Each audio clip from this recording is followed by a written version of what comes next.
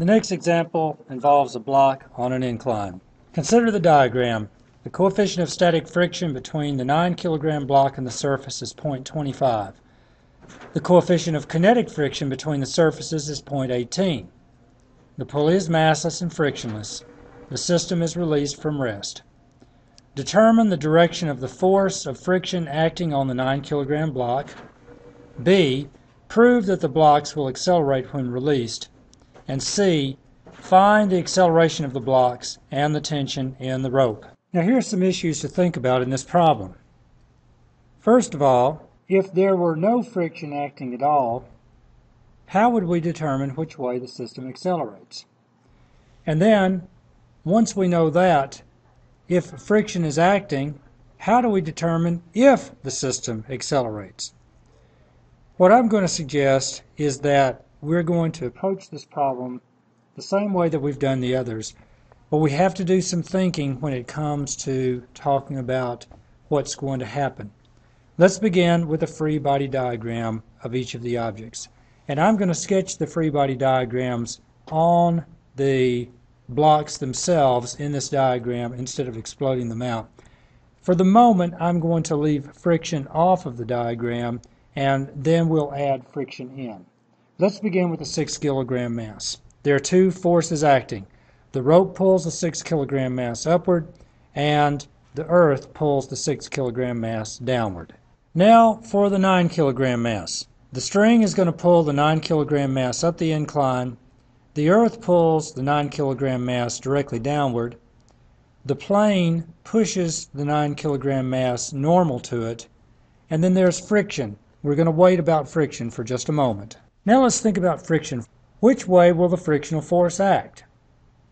Well, the frictional force is going to act in a direction opposite to the motion. If this system is released from rest, which way would the system tend to move? In order to figure that out, I'm going to have to compare the parallel component of the 9 kilograms weight, the component that's parallel to the incline, with how much that the 6 kilogram pulls, and see which one of those is greater. Once we determine which direction the system would move, friction is going to act in the opposite direction.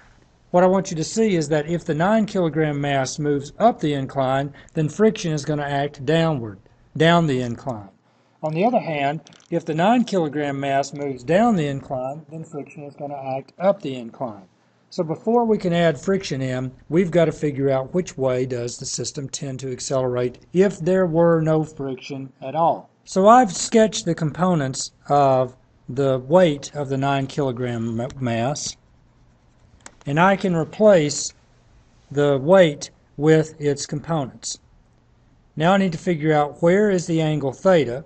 You may be able to spot it. The 60-degree angle is going to be between the normal component, the perpendicular component, and the weight vector itself. So the perpendicular component of the weight is going to be FW9 times the cosine of 60 degrees, and the parallel component is going to be FW9 times the sine of 60 degrees. So now what am I trying to compare? To figure out which way the system is going to accelerate, I want to compare how much FW6 is with how much FW9 parallel is. I want to compare those two numbers to each other. Whichever is the bigger number is going to indicate the direction of the acceleration. So let's figure out what those numbers are. The weight of the 6 kilogram mass is easy. That's 60 newtons. The parallel component of the other one is going to be 90 newtons times the sine of 60 degrees. I get 77.9 roughly newtons.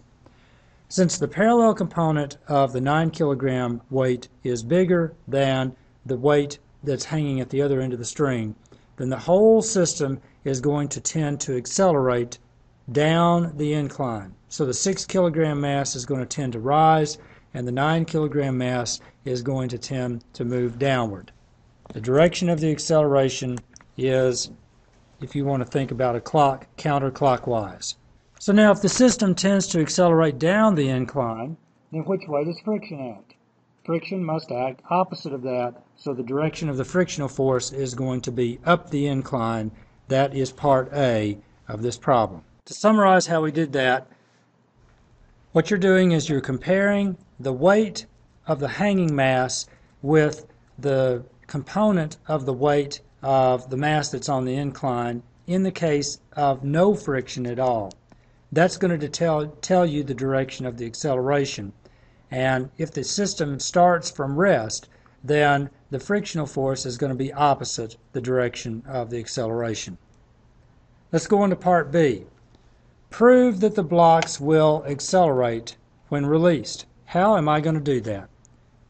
Well, let's begin with another fresh free body diagram showing the forces acting, and let's see if we can figure out how to determine whether or not the system's going to accelerate. So I'm going to pull the page down a little bit and re-sketch these forces. So now what's going to determine whether or not the system accelerates? What I would suggest is that we want to compare these forces that are acting on the 9 kilogram mass that is parallel to the incline. In other words, I want to compare this force right here with those two forces right there. I could figure out what the maximum static frictional force is by saying mu, the coefficient of static friction, times the normal force. And I could get a number for what that maximum frictional force is. If the system doesn't accelerate, then the string tension would be equal to 60 newtons from the free body diagram from the 6 kilogram mass. So let me take and figure out what the maximum static frictional force is, and let's see how that the 60 newtons and that force compare to the 77.9 newtons. The maximum frictional force that static friction can exert is mu times the normal force. In this problem, the static coefficient of friction is 0.25 mu, and the normal component of the weight is 45 newtons. I find that the static frictional force, the maximum it can exert, is 11.25 newtons up the incline. Now, if that force were 11.25 newtons, and the tension force from the hanging weight were 60 newtons, those two things added together are going to be less than 77.9 newtons. In other words, I could have a maximum of 71.25 newtons acting up the incline. I have 77.9 newtons acting down the incline, so the upward forces are not going to be strong enough to prevent the downward forces from prevailing. The system is going to accelerate down the incline. Okay, so now we've answered part B. The system will accelerate. The next question is, what is the acceleration?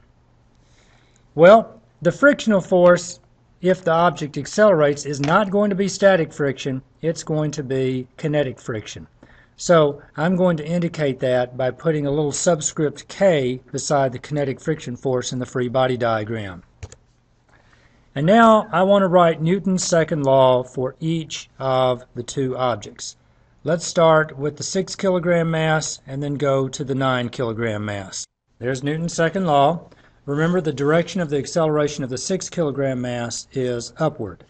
And now let me substitute in what FW6 is. It's m times g.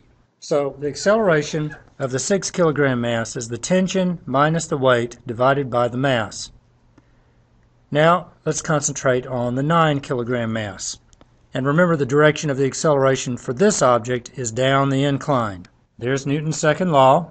And now let me make substitutions, recognizing that the frictional force is going to be the coefficient of kinetic friction times the normal force.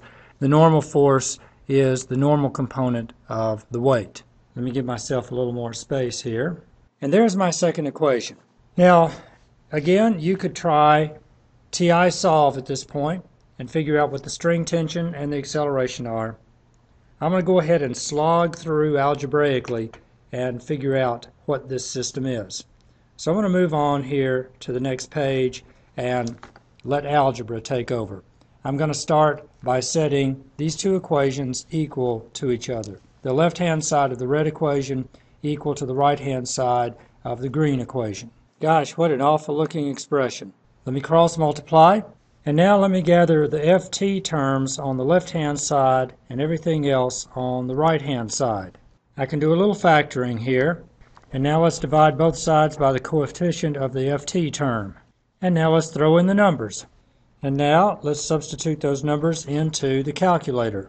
I get that the string tension is just under 64 newtons. Now I want to find the acceleration. And I'm going to have to go back up and figure out what the acceleration equation is and substitute the tension into that equation to figure out what the acceleration is. I'm probably going to use the equation from the 6 kilogram mass since it's most simple. There's what the acceleration equation is. Now let's put in the numbers and now substitute them into the calculator. I get that the acceleration is just above 0.65 meters per second squared. The direction of this acceleration is down the incline. In other words, the 9 kilogram block descends, the 6 kilogram block ascends.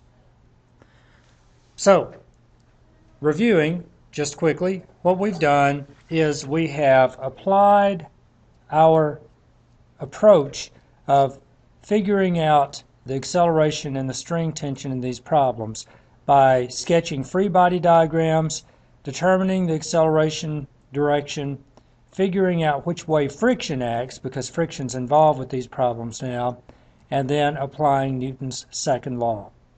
That's it.